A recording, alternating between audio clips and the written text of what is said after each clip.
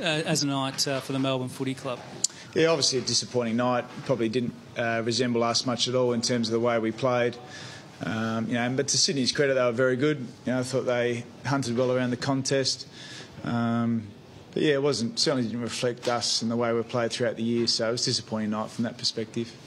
Do you think the 6-day breaks may have caught up with you, plus the combination of injuries coming into this one? Oh, look, Steve, we saw this period in our schedule as an opportunity to grow and develop as a footy club and build some momentum in our season. And the boys have been unbelievable in being able to do that. 4 games in 18 days is something that I haven't seen much before in the competition, and to win 3 of those games out of the 4 was terrific.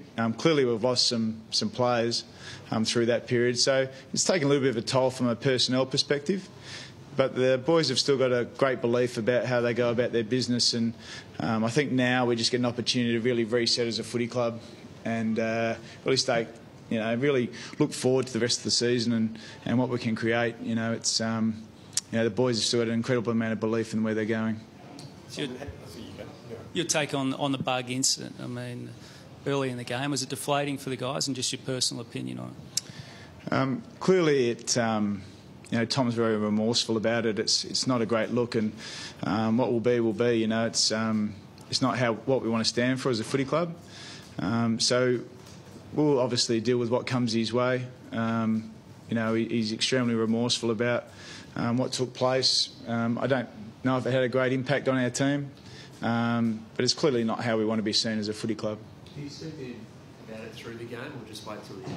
So what was that? Do you speak to him about it through the game, or do you just wait till the end of the game to have a chat to him about it? I didn't know how bad it was, obviously in the first quarter. So I only really saw it for the first time post-game. So I didn't speak to him through the game about it. And it was more just about, going about trying to get ourselves back playing a bit better footy.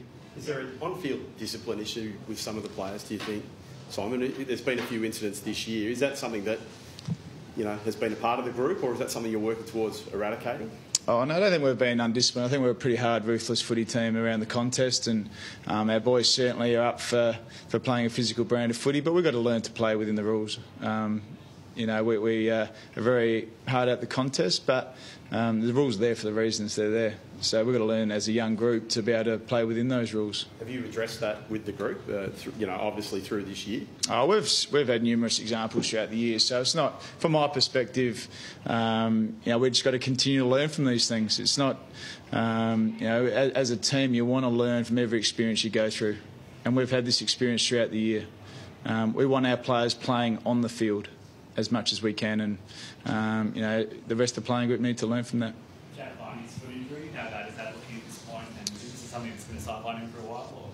He's got some plantar fasciitis, whether it's a tear or a partial tear, we'll just get that assessed, but clearly it's not looking great for him. I guess we'll get a bit clearer picture tomorrow when our medical team have a really good look at him and he gets scanned, so we'll just have to wait and see on that. It's disappointing again to lose another player, but once again that creates opportunity for others. Were you scratching your head at quarter time in some way? 4 goals straight and you're actually in front, even though they were dominating the Swans. Yeah, we probably didn't deserve to be in front. We defended our D50 for a hell of a lot of time, and the Swans, kicked a lot of behind. So we had a little purple patch there for 10 minutes where we kicked our 4 goals and got a bit of a lead. But the weight of momentum going their way was significant tonight. I thought their mids were outstanding, and they took a lot of marks inside 50. So they were clearly the better team on the night. Clayton Oliver spent a lot of time on the pine in that first quarter. What was the idea behind that? I can't answer that one, Steve. We started on the pine, and we'll just have to check our rotations and see how that unfolded. Somebody a chance to get Jesse Hogan back next week, do you think? Is that a possibility? Yeah, look, he trained really strongly today and did a really good session, so he's getting closer and closer. Once again, he'll have to do a really strong week of training this week, and we'll assess him as we go. But, if it's not next week, it'll definitely be the week after, but we're hopeful that he'll get through the rest of the week. So with Oliver, was it just a matter of trying to get him on, was it, the rotations, or was he sitting there? I'll have to have a look at it, Steve. It's not something that we focus on the box. It's just part of our normal rotation. Any of the other guys back next week? Watts?